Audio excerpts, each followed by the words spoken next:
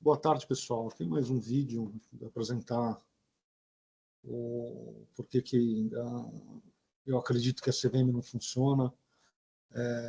Isso daqui mostrar a falta de coerência entre decisões tomadas num curto espaço de tempo. E isso daí, dependendo de quem é o relator, você tem uma decisão e o que era para ser um julgamento colegiado acaba sendo o julgamento do relator, né? Os outros diretores têm um entendimento e não se manifestam, ou não se sabe por quê. Falar desse processo administrativo sancionador 2021 e 16, né? Começa pela área técnica GMA1, uma área técnica que tem elementos que me fazem acreditar que não funciona da maneira como deveria funcionar, né? Mas a GMA1 falou que não tinha elementos que justificassem o aprofundamento das investigações sobre o suposto uso de informação privilegiada, né? A SMI, a superintendência que fica acima da GMA1, também ratificou. E você tem aqui a CEP, a outra área, que acredito que tem um funcionamento melhor. Assim, tem gerências que eu acho que não funcionam direito e outras que funcionam direito lá, né? Mas a CEP discordou e continuou a aprofundar as investigações. E, no final das contas, você teve um processo administrativo sancionador feito pela SPS. Então, deve ter virado um inquérito administrativo no SPS, a SPS se aprofundou e chegou à conclusão de que deveria fazer um termo de acusação. Isso daí foi votado pelo colegiado, né? Só para deixar claro o que a GMA1 não conseguiu ver, né? Não viu indícios de que há nada de errado, né? Você tem aqui a conversa do conselheiro de administração falando para o operador para ele montar a porção na física. Essa daí está mais barata, né? Fala para o Júlio César comprar para vocês, no limite do seu fôlego. E daí depois vira e fala numa ligação gravada, né? Muito cuidado com isso que eu falei, viu, Caio? É só para você e mais ninguém. Ir com muita sede ao pote, tá? Senão, então, isso daqui a GMA1 entendeu que não tinha nenhum indício de insider, né? Daí a gente vai para os votos, né? O relator desse caso foi João Pedro Nascimento, a diretora Marina Coppola votou, e eu acho que é importante colocar o entendimento dela, né? A pena administrativa tem finalidades repressivas, educacional e preventiva.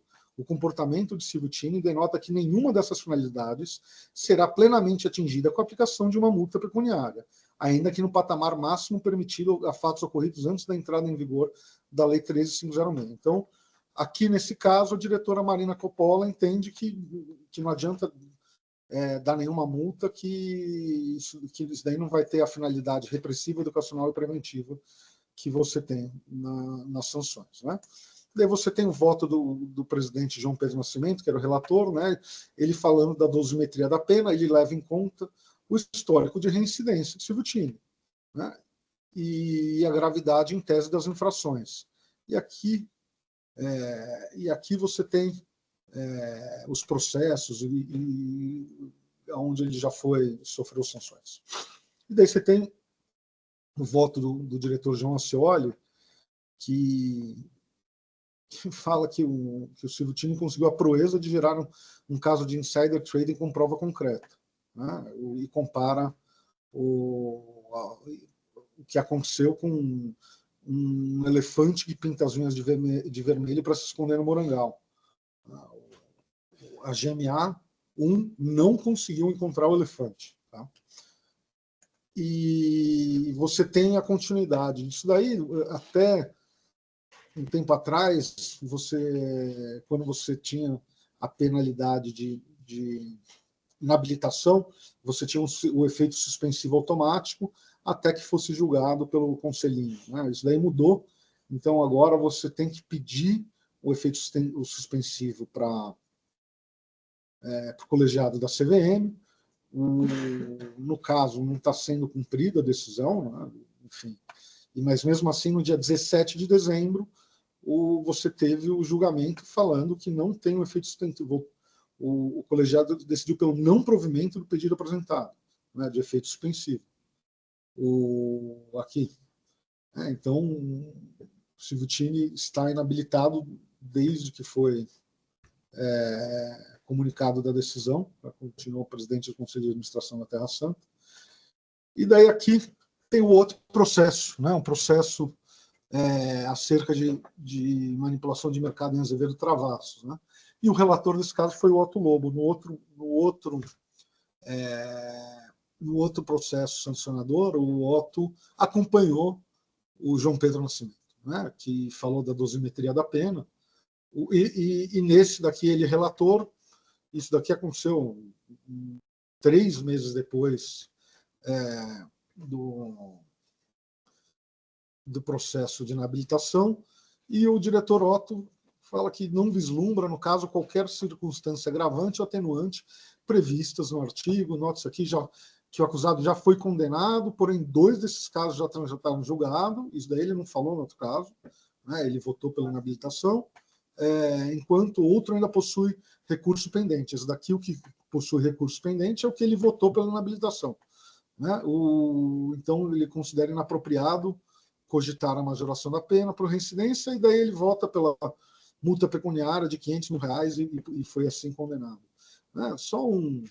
E aqui o voto da Marina Coppola, que no outro caso falou que, a gente volta aqui, ó, a pena administrativa tem finalidade repressiva, educacional e preventiva. O comportamento do Silvutini denota que nenhuma dessas finalidades será plenamente atingida com a aplicação de uma multa pecuniária.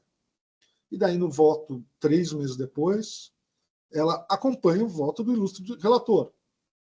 Mas aproveito para destacar um ponto no qual ele toca, não há, a meu ver, controvérsia quanto à subsunção. No caso, isso fica bem demonstrado no que analisa a conduta. Então, ela acredita que tem uma conduta, mas, num caso, ela acha que, quando o relator falou que tinha que inabilitar, ela concordou, né, e deixou claro que multa não serve como finalidade repressiva, educacional e preventiva, e, nesse caso, ela acompanhou o voto do relator. Né? Não coloquei nem o voto do João Scioli, que votou contra. E só para ter uma ideia, né, quando o diretor Otto fala da questão de 5 anos, e que ele não mencionou essa questão no caso de inabilitação, né, o caso de inabilitação foi aqui, ó, foi julgado dia 2 de julho de 2024, e esse outro caso dia 26 de novembro de 2024. Tá? E quando o diretor Otto fala que passaram já 5 anos, né, a questão é que da condenação, a infração ocorreu 1 ano depois. Né? A condenação, o julgado foi em 2014, o conselhinho negou o provimento, então o recurso foi negado no dia 10 de novembro de 2016, e no dia 20, 1 ano depois, né, 4 meses depois, na verdade, você tem a reincidência. E 1 ano depois dessa reincidência no qual Silvutini foi condenado, você tem essa nova reincidência. O diretor Otto ainda fala que a pena está... a dosimetria está proporcional, né? Mas a mesma multa que o Silvutini tomou em 2014 de R$500 mil, ele tomou em 2024, né? Sem considerar a inflação nem nada, né? A pena foi menor, mesmo tendo sido reincidente.